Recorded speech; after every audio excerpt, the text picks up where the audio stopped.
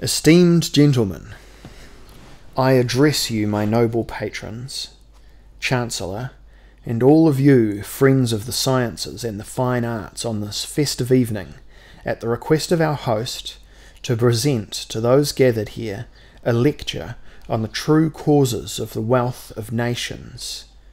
Ah, most honourable Lord, how could I fail to notice that I would today fall victim to your sense of humour? Could I truly be so blinded by vanity that I did not comprehend the elegant trap you set for me in giving me the task of conveying in a few minutes what has cost me decades of arduous studies? But whence, gentlemen, should I summon the courage to attempt the evasion of an ambush devised by the noblest of friendships? What are friends for if one does not permit them on occasion to laugh at our expense? Well, thus I shall take to heart and provide you a fragmentary answer by subjecting myself to the exercise of turning a long art into a table anecdote.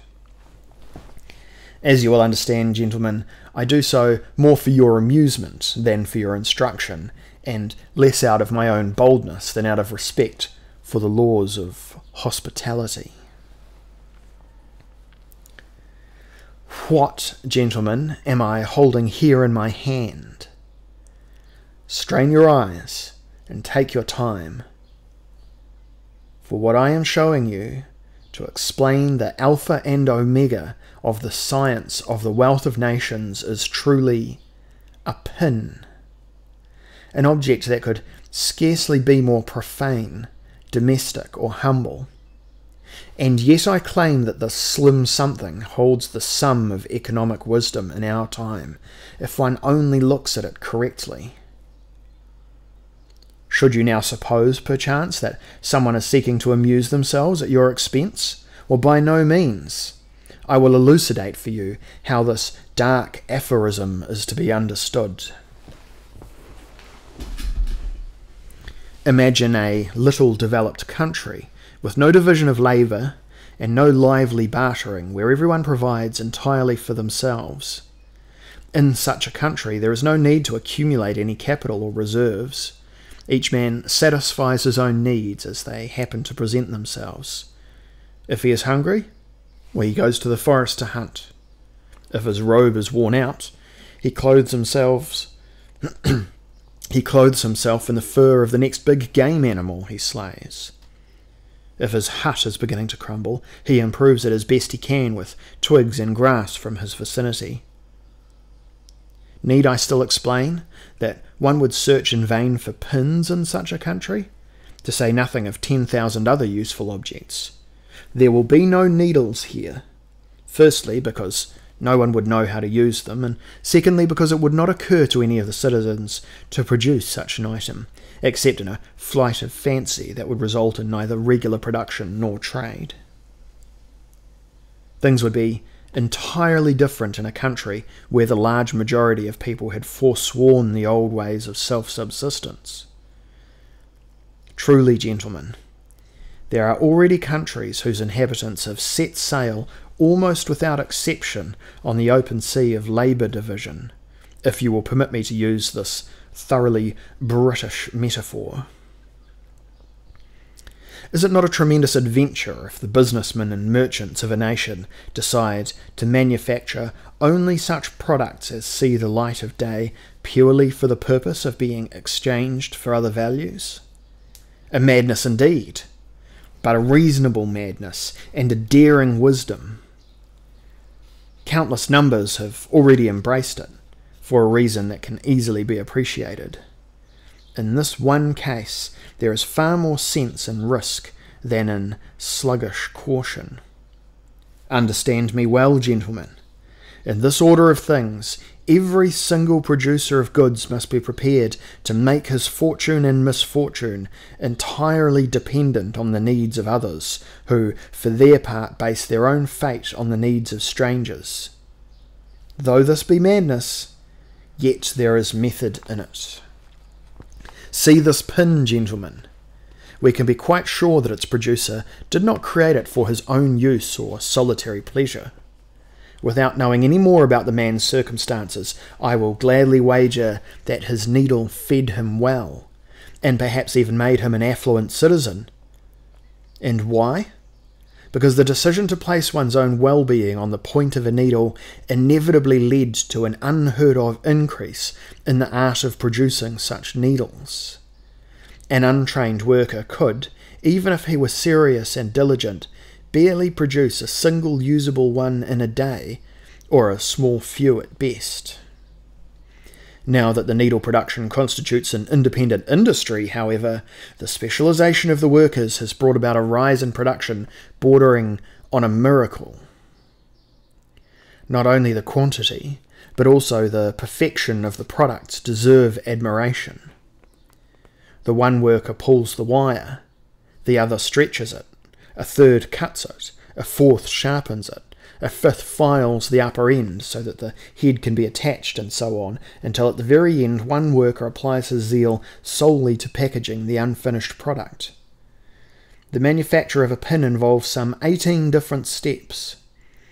I myself recently visited a factory in which 10 workers were able to produce 48,000 needles every day, meaning that each of them proportionally made almost 5,000, whereas a single worker, as I have said, would barely have managed one in the same time. It is in this ingenious division of labour and its equally ingenious new composition, gentlemen, that you should henceforth seek the final causes of the wealth of nations, in this and nothing else.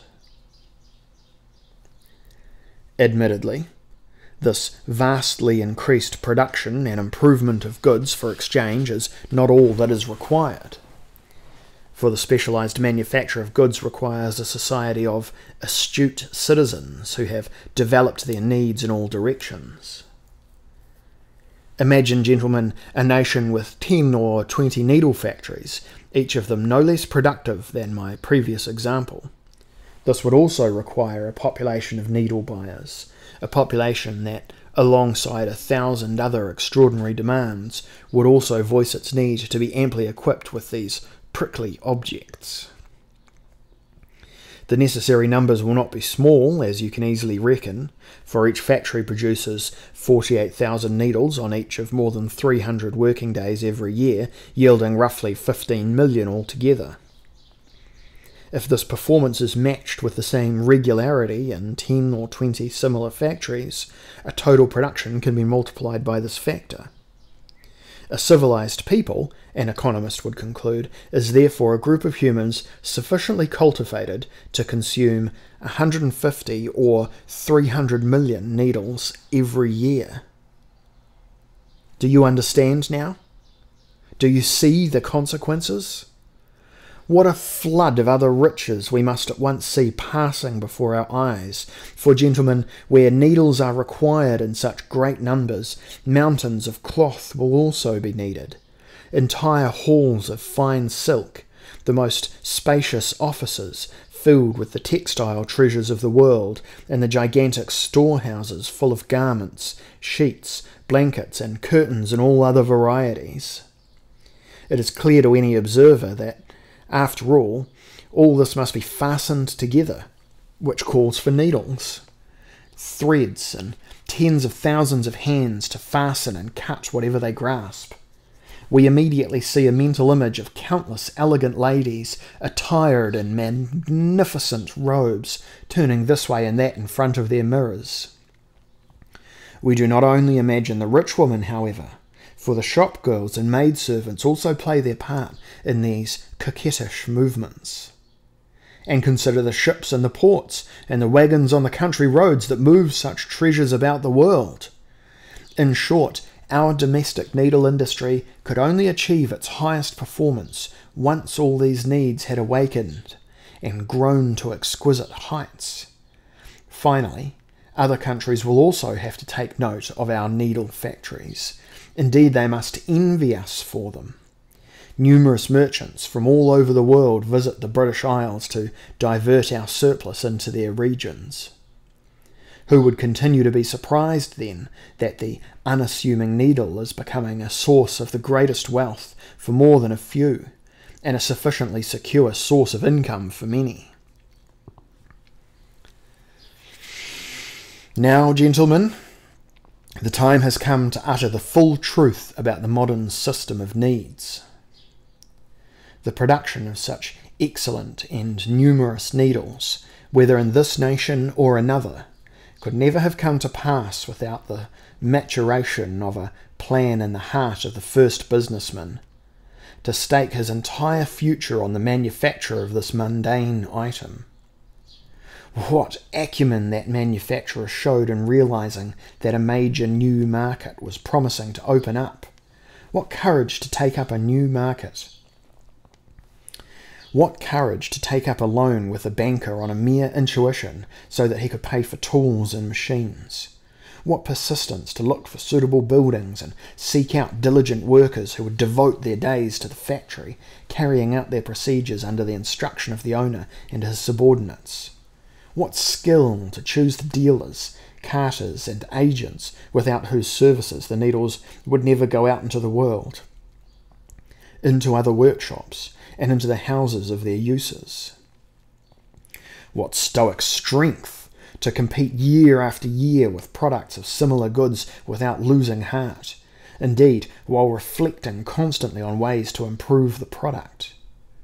To avoid any misunderstandings, I do not intend to praise only the diligent man whose active faith in the needle can offer the whole world such a useful item, provided it is willing to pay the natural price for it.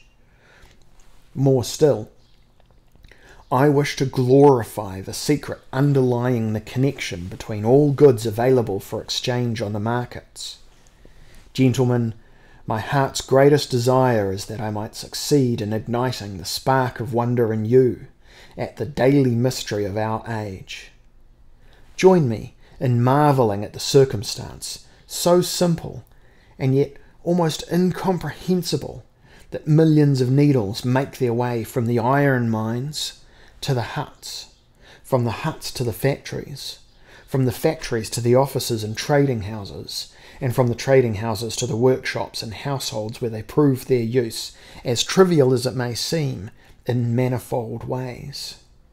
In a fit of lyricism, one is inclined to become superstitious and indulge in the quixotic fancy of a higher world that shared in our own and contained a race of needle spirits that accompanied the terrestrial needles in their metamorphosis like lucky daemons. But let us shake off the temptation of poetic images and look coolly in the order of things developed on the markets of this world. Does it become less magical when viewed with scientific eyes? Well, certainly not, gentlemen. The more soberly we regard the facts, the higher our admiration will rise when we see that not only the needles, but tens of thousands of diverse products trace their orbits with the most amazing punctuality, as if guided to their destinations by an invisible hand.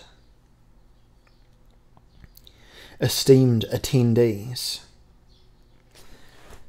I fear you must pardon me this bold image I used a moment ago. Indeed, you will have to exercise further lenience when I go further and say that this invisible hand not only guides the separate forms of goods, but in fact guarantees the larger connections between the objects produced solely for exchange in the strangest and most secure fashion. Well, for heaven's sake, you will exclaim, gentlemen, has the speaker gone mad? Is he in his right mind to speak of the invisible hand? Is he in his right mind to speak of an invisible hand that, coming from who knows where, dares to interfere in the markets to preserve order? Well, you certainly have good reason to voice this objection, gentlemen, and yet I am bound by duty to reply that the most thorough examination of the markets has brought me to the assumption, indeed the firm conviction, that there must be a higher force of balance at work in them. Perhaps an analogy will make it easier for you to understand my deep belief. Think of the impertinent suitors who once forced Penelope to weave her bridal dress, certain that her husband Odysseus would never return. What anger and distrust these men must have felt, realizing that a hidden hand undid every night what had been woven during the day. Well, we are much better off today, gentlemen, as we have the prerogative of observing how an invisible hand fabricates the very same piece of work by day and by night, a cloth that is many thousands of times greater, more intricate and richer in threads and patterns than the bridal dress of Ithaca. And many times more useful, for, as you know, that dress was never to be worn, for Odysseus ultimately returned home. How much more amazed we should be than that crowd of brazen guests competing for the favour of a matron, whereas her own hand undid what she herself had woven. The world market, following rules that are still opaque for us, mends behind our backs what we dissolved when we entrusted our fate to the division of labour and to trade. Penelope, the cunning weaver, had the advantage over us, because she could observe her own actions in both directions. It was she herself who wove and untied. We, however, only know about one side of our dealings. We provide the separate threads and must leave it to the market, the great weaver and its magic hand, to decide whether it will tie them together or cut them off. Gentlemen, I urgently advise you to cling for all time to the belief that the market will always know more about the fabric as a whole than we, with our vision limited to individual threads, can ever hope to grasp. You will now ask, gentlemen, what bearing all this has on the art of guiding a great body politic, and I do not intend to deny you at least an outline of an answer. In a well-ruled state, where the wastefulness of the unproductive is kept in check, there will inevitably be a general state of affluence that will be tangible, even in the lowest classes of society. It must result if the rulers know better than to refrain from impeding the great loom and the invisible hand operating it. A rich state is the sum of its flowering cities, but the city is a constant fair in which its environs congregate to ply trade and study innovations. Happy are those nations which are already constant fairs today. Happy the world that will one day be a single great fair filled with the noise of dealers and buyers. In that world the philosophers will receive a hint from the needle manufacturers that guides their thoughts in new directions. They will one day admit that the great treasure known since the ancients as human freedom is nothing other than the reflection of moving things on the markets, whose price, if I may say so, has brought them freedom. For objects, freedom means the possibility of changing owners, while freedom for humans means that they ransom themselves from the service of feudal lords and become owners of themselves. Gentlemen, I have now done my duty. I beg you, devote a quiet hour to the paradox with which I closed my speech. It is indeed an unfathomable paradox that the freedom which is so precious to us is contingent on submitting to the needs of strangers. For today, let us banish the ghosts of the profundity that seeks to overstep the boundaries of good sense. Pardon me. We shall leave it to our German colleagues to descend to the darkest depths of existence and return to the light of day with fool's gold. Let us raise our glasses to our host, the noble Chancellor of England. I know well enough how meagre the aperçu which I had the awkward pleasure of presenting to you. I am well aware that with my words I am no less indebted to science than to your patience.